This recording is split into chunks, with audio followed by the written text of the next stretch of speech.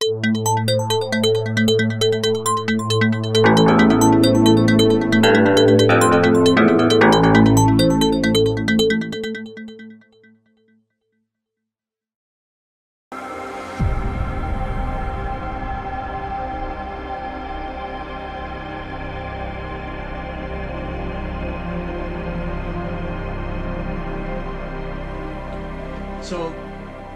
for us, the judging sheet is a fairly simple form, and they'll put in the vehicle registration number, which should be identified on each vehicle, the year and the make, if they have it available, but if not, we can figure that out later. Who they are, so which judge it's coming from, and then they score each of the categories using a 1 through 10 system, 10 being the highest. So body, interior, engine compartment, paint, tires and wheels, and then we added in a bonus category, and that's very subjective. Actually, the whole judging process is very subjective, but the bonus is specifically designed, at least for us, so that the judge has the ability to award some extra points to a vehicle that really stands out. So if a vehicle came in with a superb paint job, maybe a candy paint job, or a paint job that you can tell has like 20 coats of clear on it and it's absolutely flawless, they would award 10 points to the paint and maybe another couple of points for that specific category, for just how well the paint looks. You don't want them to go too crazy over the bonuses, but again, it's there if they want to use them.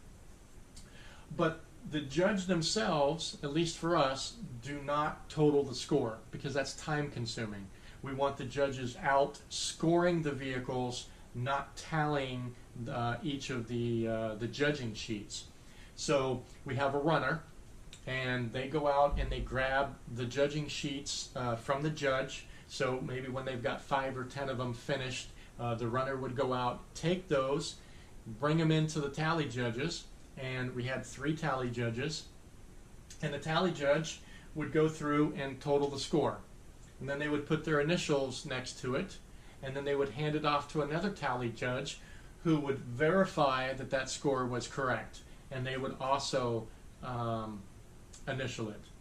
The third tally judge was primarily used to separate the categories. So as these are coming in, right, and the first 2 tally judges are calculating the scores, right, totaling the scores, the third tally judge would take those sheets and put them into different piles based on the category, right?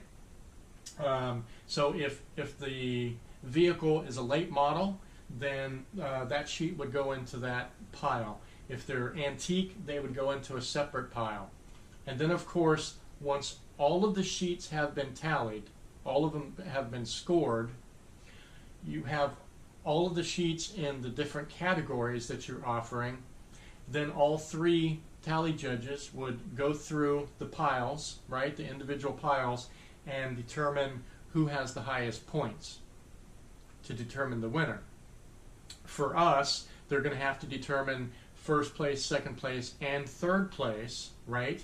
And then among those sheets, determine who has the highest points in order to award the Best of Show trophy.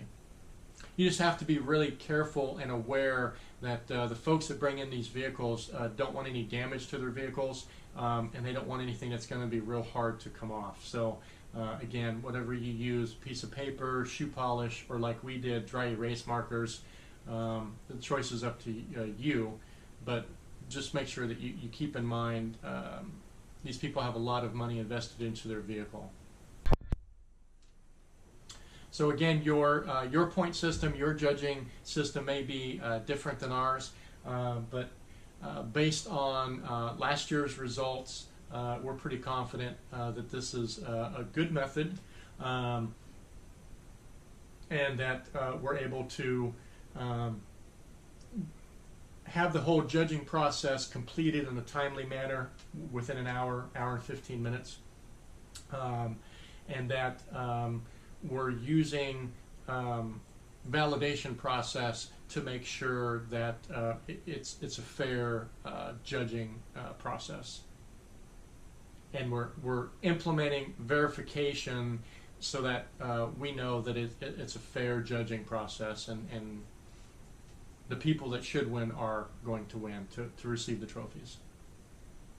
You really need to figure out early on if you're going to charge vehicles and vendors coming in, and if so, how much. And really what I did to figure it out, we charged $20 per vehicle for the pre-registration, $25 day of the show, or actually it's a month before the show, because the pre-registration ends 30 days prior to the show. But at any rate, $20 pre-registration, $25 after that. For the vendors, we're charging $20 per spot.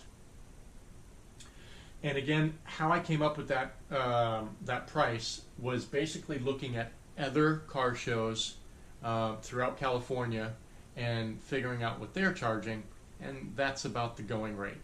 $20, $25, somewhere in there. If you don't have the money in your budget, you can elect to bring in a vendor, a food vendor, and have them supply the food, right? And then maybe give you guys some small kickback for being there. And then you don't have to worry about it. So that's definitely an option that you should consider, especially if your budget does not allow for the purchasing of all of the food that you need. Speaking of food that you need, how much do you buy? Well, being our first car show last year, we had no idea how many people would come. Just no clue. We didn't know if it was going to be 50 or 500. So we kind of gambled.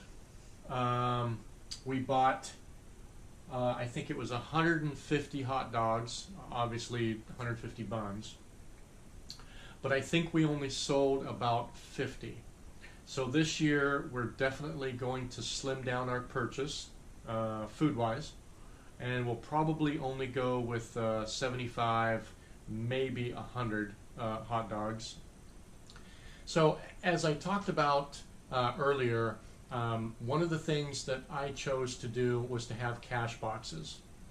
And the primary reason for that is I didn't want people bringing in checks or even cash and having, say, like the registration booth, have to put it in their pocket or dig out of their pocket to be able to give change back.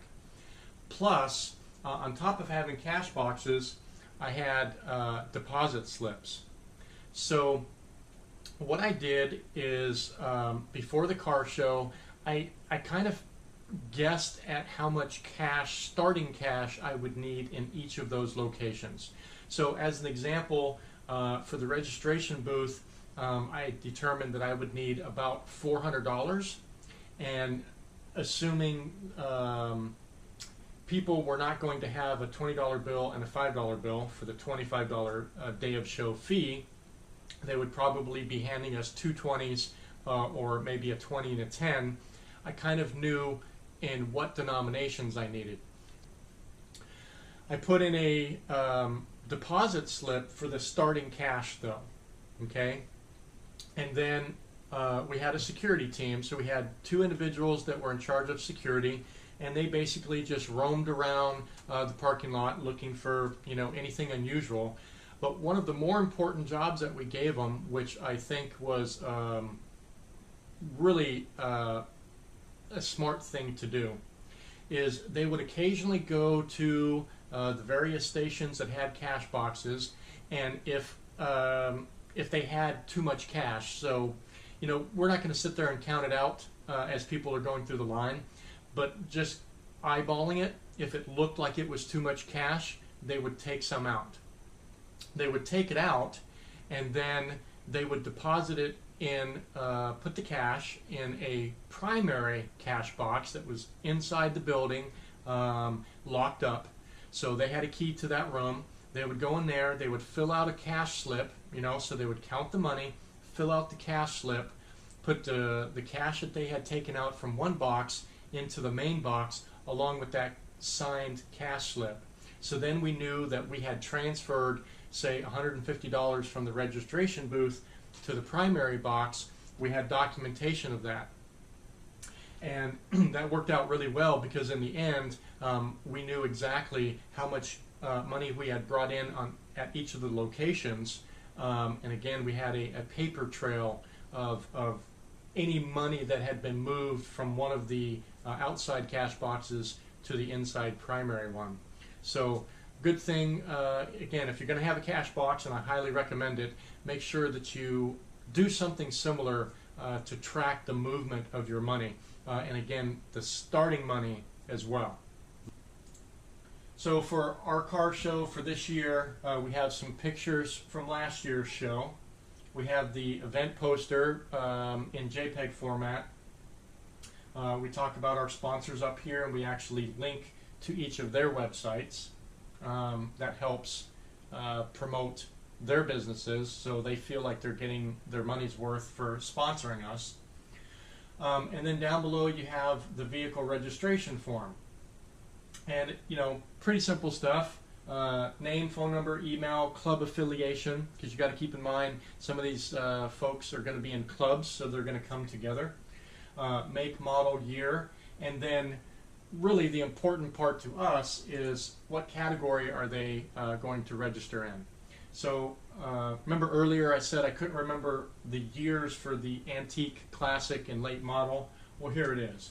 So we have antique 1900 to 1949, classic 1950 to 1977, and late model 78 to 2017. If you're going to have some process that people can register beforehand online, you're going to have to account for all of those, right, the day of the show. So make sure that you print them all out and you have them ready to go the day of the show, and you bring them with you and you give them to your registration folks so that as people are going through the line, they can look it up and they don't actually have to register again, meaning they don't have to give their name and their number and all of that other stuff, because you want to get people through that line as quick as possible. You may only have 10 cars at any given time lined up, but even then, if you're having them register the day of the show, that can be a lengthy process and would really make people upset. And you want to get them in the gate and parked so that they can start setting up as quickly as you can. One of the other things that we did on our website is I created a map, okay? Color-coded it so it's kind of easy to see. And really what I did is I went to Google Maps and I took the shot of the back parking lot that they had, and then using Photoshop, or if you don't have access to Photoshop, that's okay, use you know, Paint or really anything that you have available that you can draw on, right? But I used Photoshop and I basically set up, you see here the red is the vehicle locations, the yellow are the vendor locations, the white is the registration booth, and the green is for car show use only. So that when people come to your registration forms, your online site, whether they're a vehicle or they're a vendor, right, they can see kind of the setup, how it's going to look. It really comes into play for the vendors though, because in our vendor registration form we have pick your preferred location, CMAP above.